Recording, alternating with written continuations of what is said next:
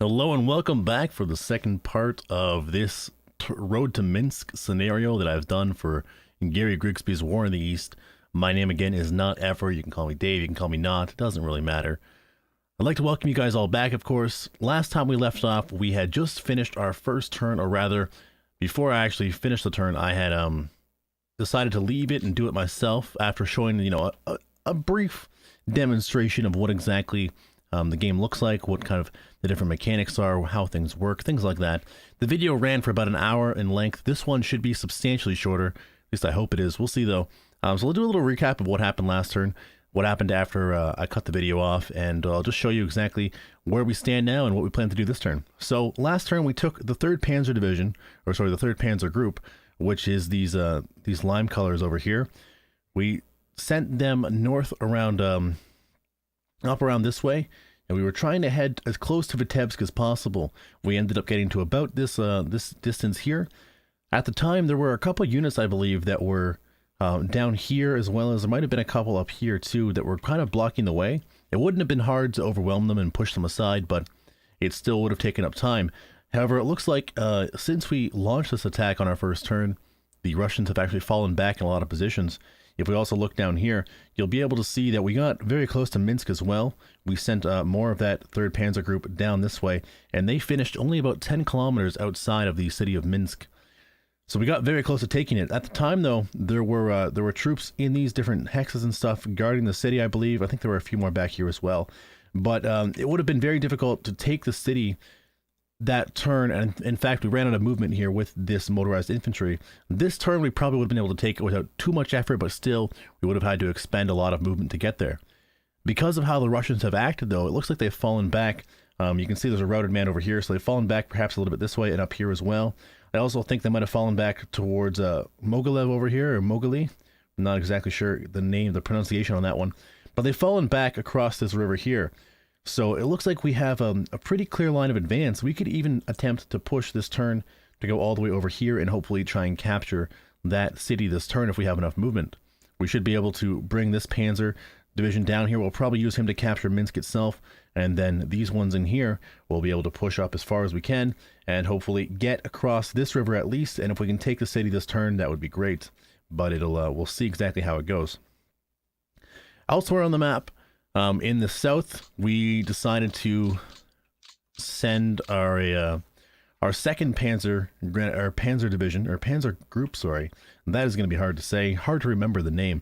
We sent our 2nd Panzer Division, or Panzer Group, I did it again, all the way up here. We were trying to also flank Minsk from the south, and it looks like they managed to get to about this river here, which is not a bad movement and such. We got pretty close, but then again, of course, the Russians decided to fall back, as we talked about before, so they left their positions around the city, and now it should be easy to capture, which in fact leads us to the fact that we could probably swing south here and head down this way, or even also try and maybe swing right across here and go and take Mogilev over here as well. Down here, there isn't exactly a name, but it is, of course, a victory point still. If we click on the game and we look at the window, oh, sorry, it's right over here. Not even down there. Perfect. So that's actually even better. We could avoid the swamp altogether, actually, and go down here this way and try and capture this victory point right here. Of course, we'd be able to just ignore all that right there. And yeah, that'd be great if we can probably do that this turn. We also managed to take Brest-Litovsk. I'm not sure if I showed that. I think I might have showed that in the video. It's hard to remember exactly, but we were able to take that city, which was easier to take than I thought, but we did overwhelm it. We had, I think, 80,000 troops we committed to the attack, so it was definitely a overwhelming victory on our part.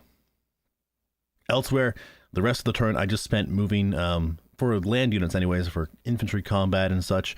I spent the time moving these guys into the attack here. As you can see, we crossed the border in a couple places, and we pushed back the Soviets deeper into a tighter little pocket, trying to keep it around this little place down here, actually, a little town called Bialystok. We tried to push them towards that. As you can see here in the on this side, there isn't really a very tight pocket, but because we were able to link up our armor, we were able to send elements of the 2nd Panzer Group and elements of the 3rd Panzer Group down this way. We were able to link up around here. It was able to secure the pocket, so well, I mean, they could have tried to retreat, but they decided not to. If we take a look here at the the zone of control, you'll notice that this pocket is cut off. This, if we can make this work, hold on. I maybe forgot the wrong button.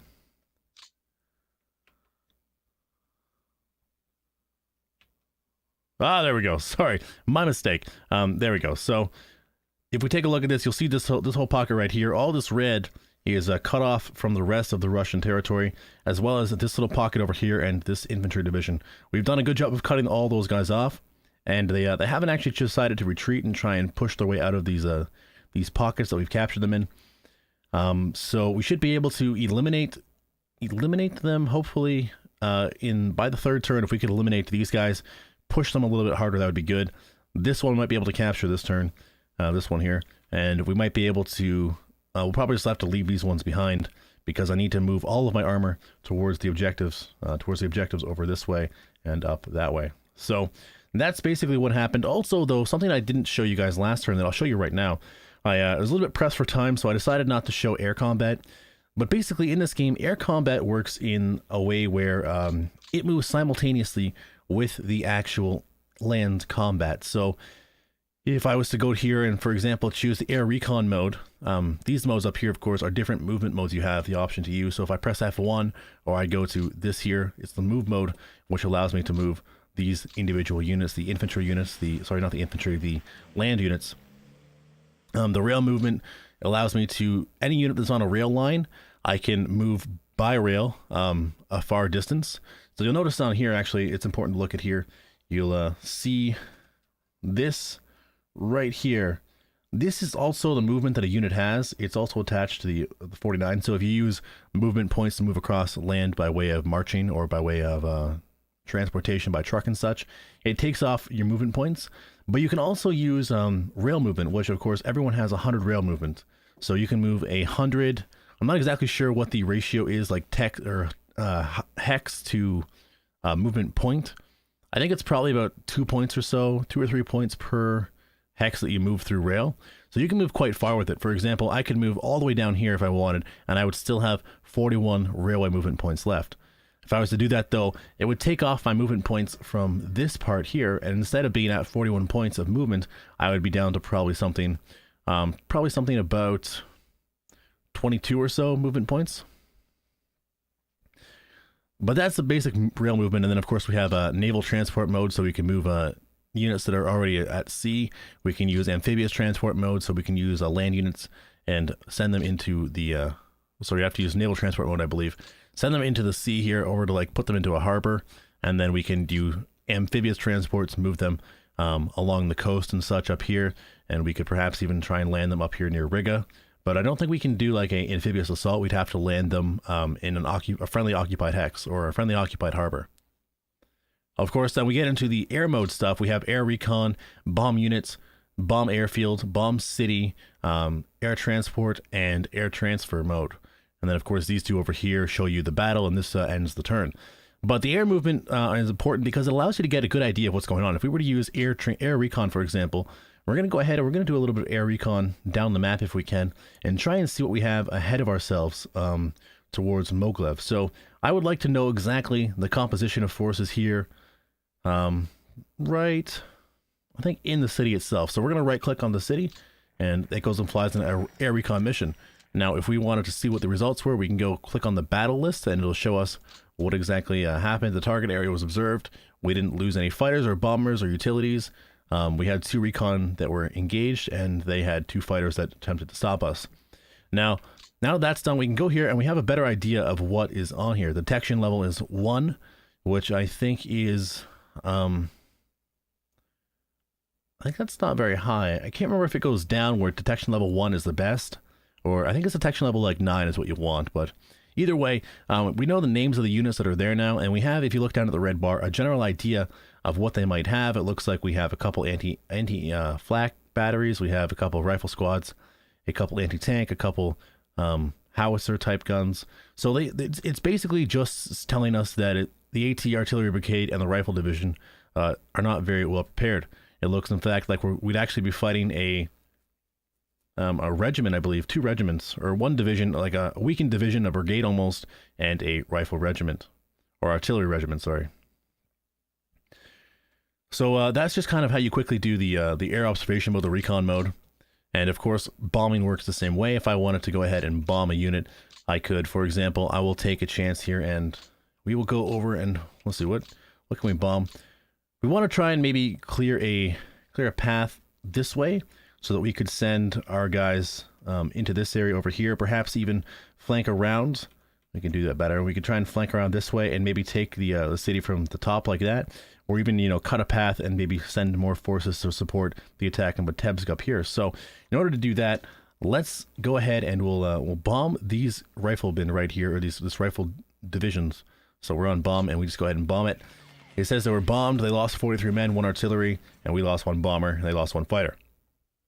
So that's basically how bombing works. You only have a limited amount of you only have a limited amount of units you can put towards air raids per turn. So, you know, you have a limited number of recon planes, a limited number of bombers, a limited number of fighters, things like that. So you can't bomb infinitely on repeat.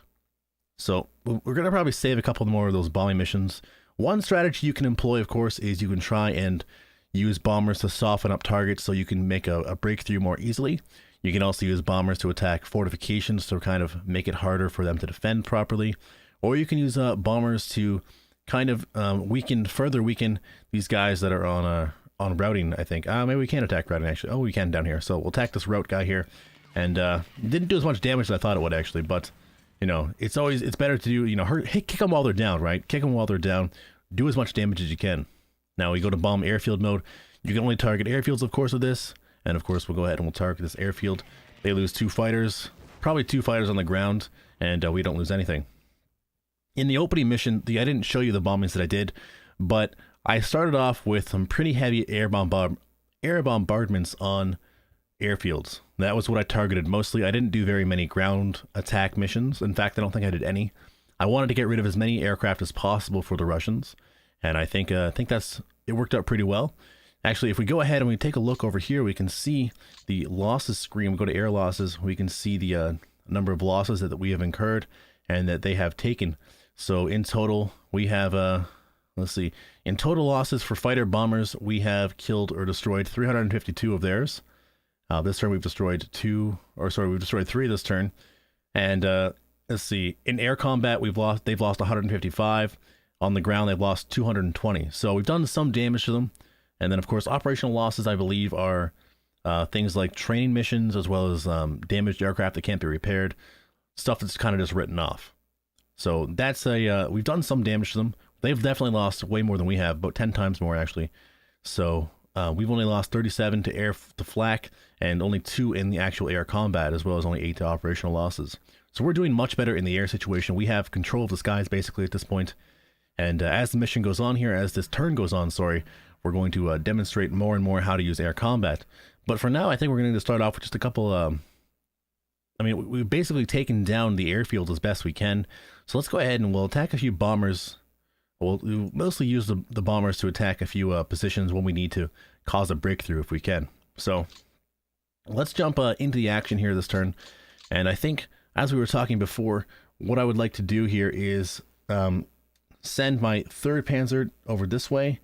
My 2nd Panzer Division, or Panzer Group, over this way, and send the 3rd kind of over this way so that we can push up north and then down this way and take both objectives that are over here, as well as hopefully take this objective over here this turn. If we can do that, that's great. Actually, one thing I should actually show you as well is the current victory score. So as it stands right now, we are actually losing in terms of VPs. So they have more victory points than we do. They have 86 points to our 55.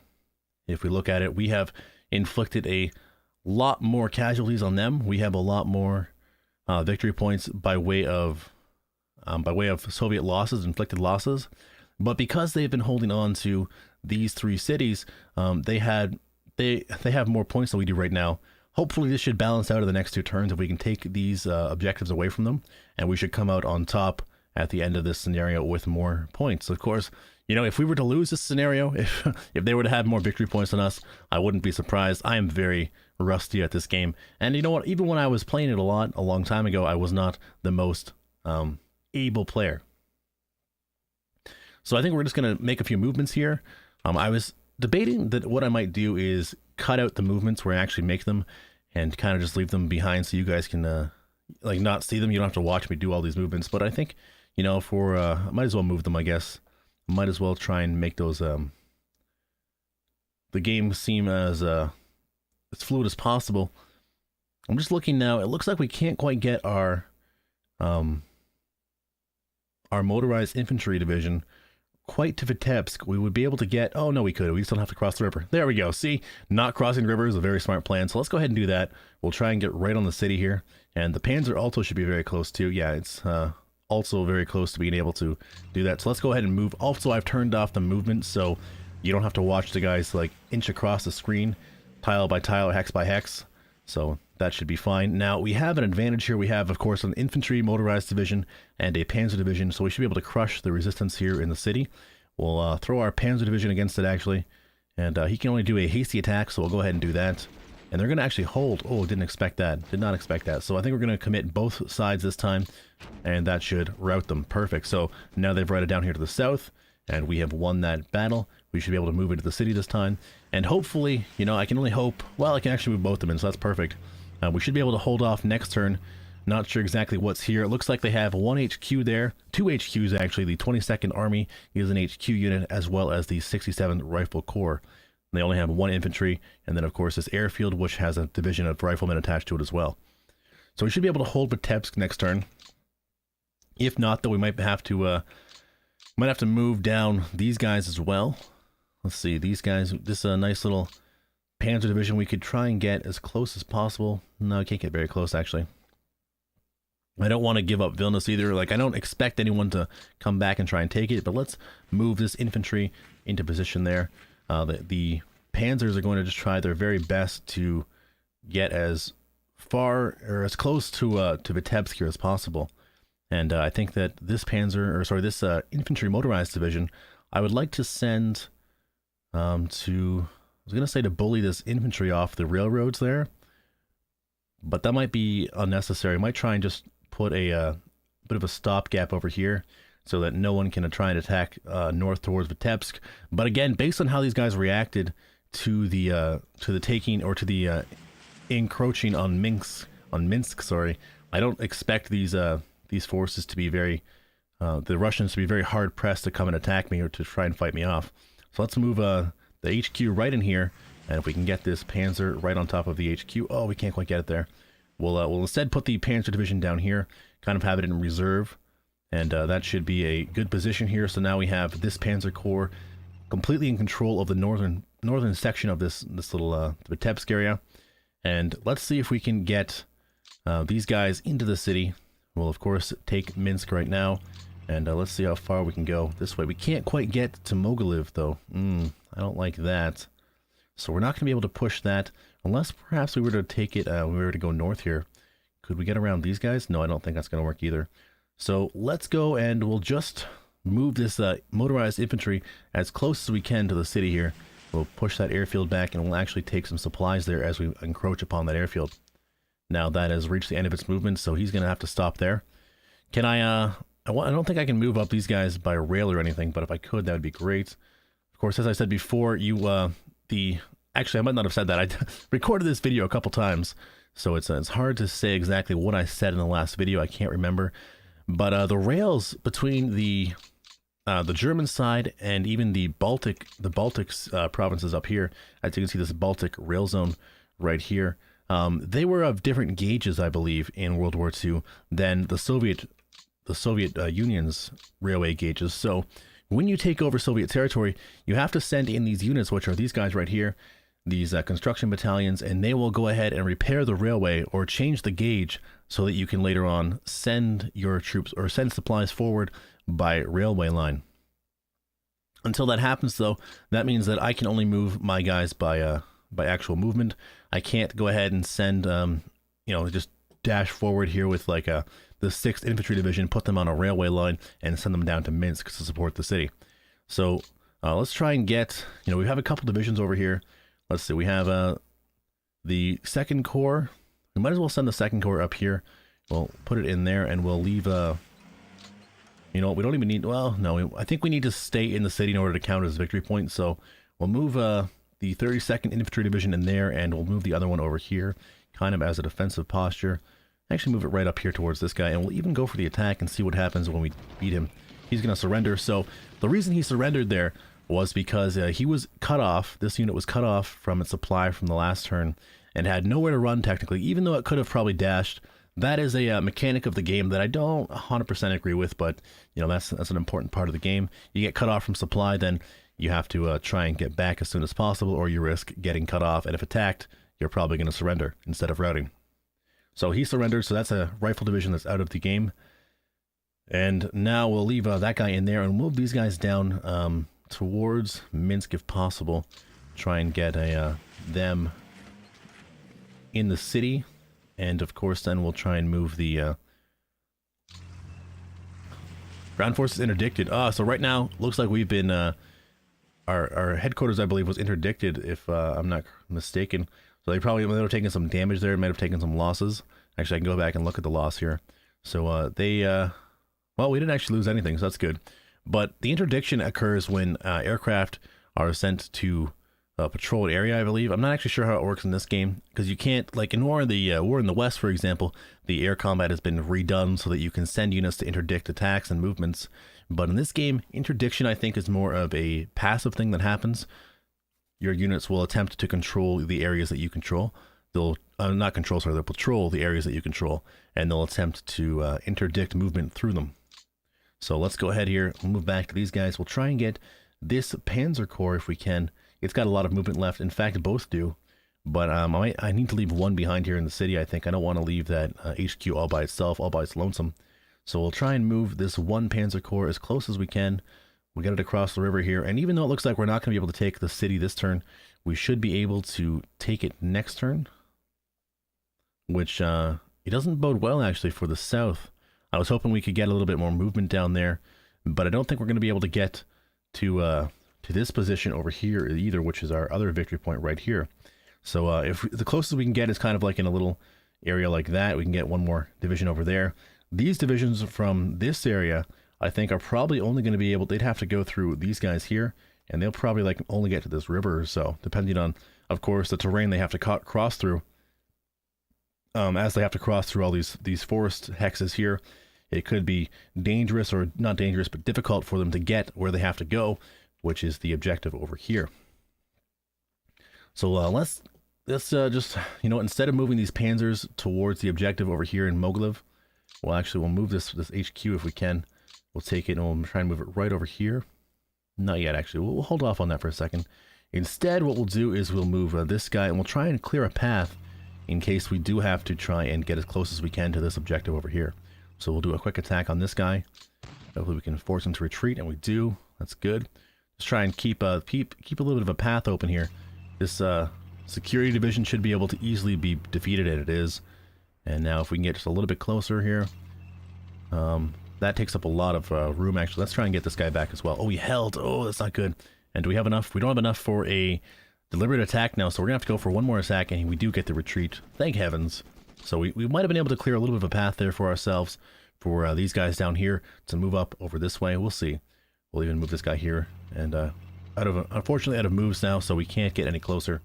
And we'll might even move this headquarters out into this area here, so that we will have, at least these guys will be in HQ range in the event of a counterattack or some such. But again, I don't expect there to be a counterattack.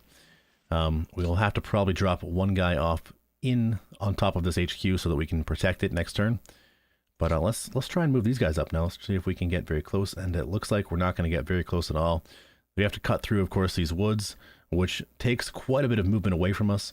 And as you can see, actually, it's important to note as well that we have now, because we've been out of, you know, we've been on the front here, we've been moving. Last week we advanced however many kilometers we advanced, which looks like probably about 80 or so kilometers. We're down on supply and fuel and ammo. So these three things right here, we don't have 100% in it. The only thing we have 100% in is ammo at the bottom. We need more supply, we need more fuel as soon as possible, and that would take, you know, turns to stockpile by not moving. But we need to keep moving here. The goal, we only have 3 turns. The goal is to get as deep as possible and take the objectives that are necessary as quickly as possible. So What I'd like to do here is perhaps move down this way. No, we cleared away this way. We might as well try and go over here.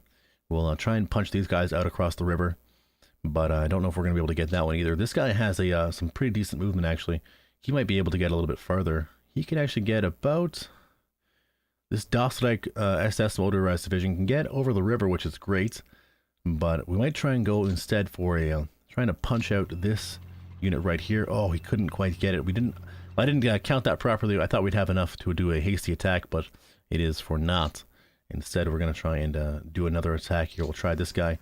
We'll do a hasty attack with this motorized division, and hopefully we'll push him away. They're held. Oh, that's not good. Not how I expected that to go at all. Maybe one more attack and we'll be able to defeat them, actually. Let's take a look at what happened in that attack. It was 18 men to their 36, and they only had a combat value of 11, but it was modified to 76. Ours was 66. I don't feel like we could probably take that in a secondary. I don't think they had a fort. No fort, so I don't think we could win that fight. River crossings, of course, you know, they can be difficult to get if you're not attacking from a good position. So let's just try and get the river crossing of our own over here. We'll try and get as close as we can to that objective, and next turn we'll have to take it over there. This guy, we can probably also get across the river here. That might be enough to dislodge these guys. It might be enough.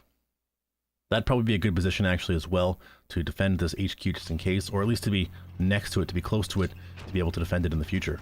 So that'll be enough for them to push back. Great stuff. And now, I don't think we have enough over here. No, they both have 3 movement left. I don't think we have enough to get over the river, and we don't.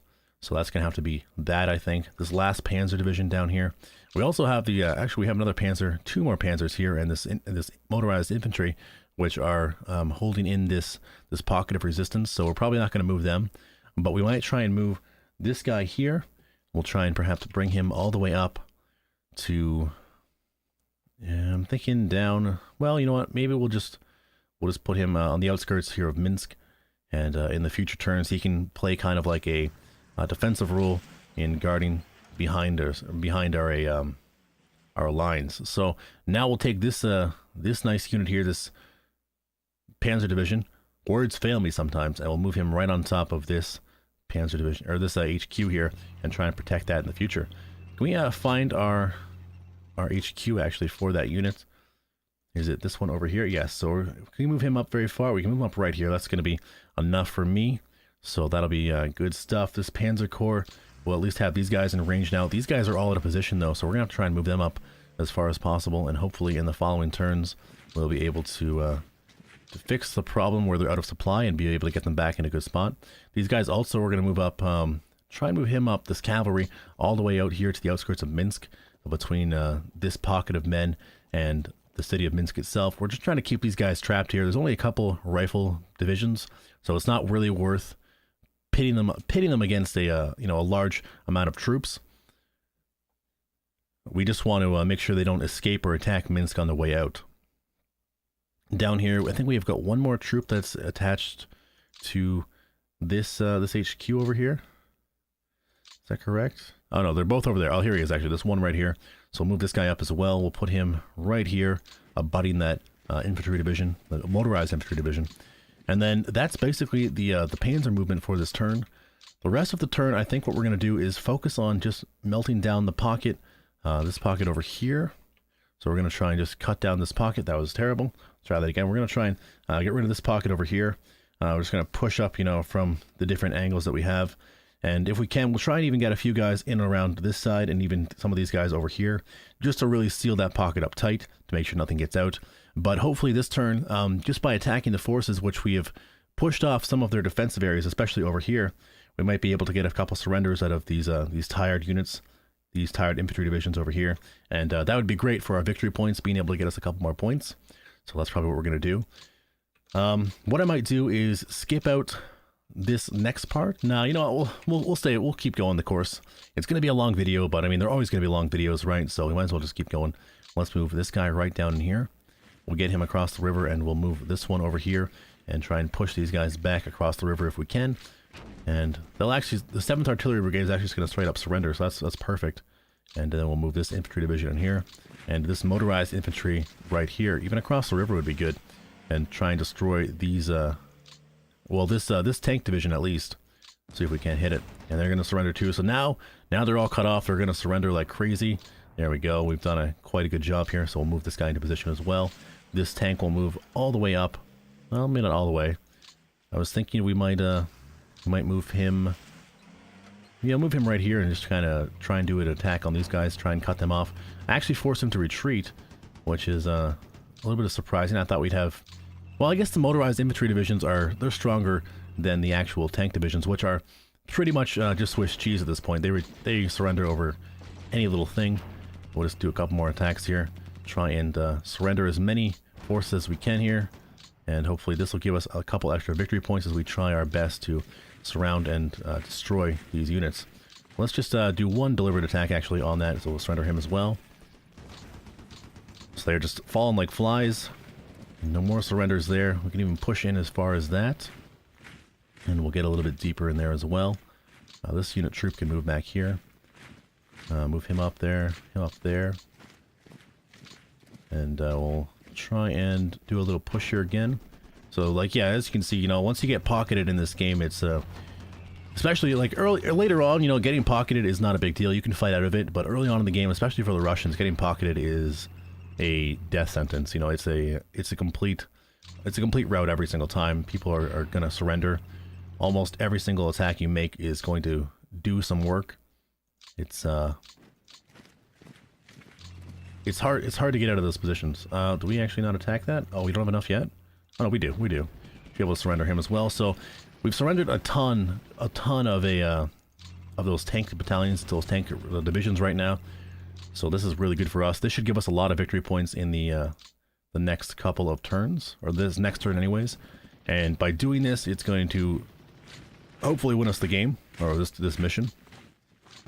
We'll just get rid of these guys if we can. We'll move this guy in here as well. Let's hit him really hard. Try and make him surrender. Perfect. And we have those construction battalions working as well. They're trying to do their best. And yeah, like there's not really... We might actually condense this whole pocket here on this turn. I didn't think it would go this well, honestly. Oh, they're going to hold though. Okay, a little bit of struggle there from them. And we'll just go ahead and hit them. They're going to hold as well. Oh, all right, well played, sir. So we're going to take a big attack here. We're going to try and hit everyone, and they held again. Oh my goodness, cannot dislodge that infantry division who was trapped in that swamp. But they should surrender next turn without too much more fanfare. And we're just going to try and get as close into this pocket as possible. And make sure that there's no chance of escaping here. So if we can surrender any more, there we go. We might even be able to close down this entire south side down here. All these guys right here. Might be able to get them right now, which would be fantastic. That's a fort, so that's going to surrender. And then we'll move this guy up here as well. Some more surrenders here. And it looks like we have basically... Well, not basically. We have surrendered another cavalry. The rifles are going to retreat. And we're going to give chase here. We should be able to take them out right now. Oh, what did I do? There we go. And there's a surrender. So down to 2 units there. We did a really good job of breaking down that pocket. I thought, honestly, that there would be a need for rifle bombardments, or not rifle bombardments, sorry, aircraft bombardments, but it worked out pretty well for us. So let's start moving these guys up now as much as we can. We'll try and get them towards the next objectives, though they're probably going to be way outside of their core HQ radius. Try and get these guys a little bit closer, and yeah, we'll just do the best we can here to use up whatever movement we have left. A lot of the game, you know, once you do the attacks, once you break up most of the surrendered pockets and stuff, a lot of the movement is just moving as far east as possible as you can, at least for the Germans, trying to get into a position where you can you know, expend as much movement as possible in a given turn. And I think so far we've done a pretty good job of that. This guy's only got one guy. Oh no, there's another guy in his division as well. Move this guy up as well here, and we'll just try and pinch that pocket again. Actually, that a thingamadoo is going to retreat, which is good. I cannot think of the word what I'm looking for. The aircraft thing. You know what I'm trying to say, though. I think you guys know what I'm talking about. Another rifle division surrendering, so they're just shattering all over the place. That's how it goes, though, early on in the game. Like I've said many times now. We got another one to surrender, one more to retreat. And hopefully next turn we'll be able to clean up these guys. But, I mean, for the most part, the game is over at this point. It's just a matter of... Actually, we can't... can we? We got 12 movement left. Can we attack them again? They're going to hold again. I don't think we're going to be able to take that. We're taking 76 casualties as well to their 16, so I'm going to hold off on that attack again. And yeah, we're just going to try and spread out now and get as far to the east as possible, though it looks like, you know, we were able to take one objective this turn. We were able to take Vitebsk over here. So if we can actually just zoom out one more. We're able to take Vitebsk this turn, so I mean, we've got 2 objectives out of, we have 2 remaining over here. And these guys over here, of course, are very close. This one as well. These guys up here. So we should be able to take these objectives without too much more issue on the next turn. But that is going to be it for me right now. This will wrap up turn 2, so you guys can see exactly what is going on. Thank you guys all for watching. If you're enjoying the series, please, you know, feel free to let me know. Otherwise, have a great day, guys. And tomorrow, or hopefully before tomorrow even, we'll be back with part 3, which will be the final turn of this this Road to Minsk scenario. And then, of course, after that, we'll try and get on with the full 1941 to 45 campaign, assuming, of course, we know we have an idea, a better idea now of how to do it. So thanks, guys, and I'll see you all later.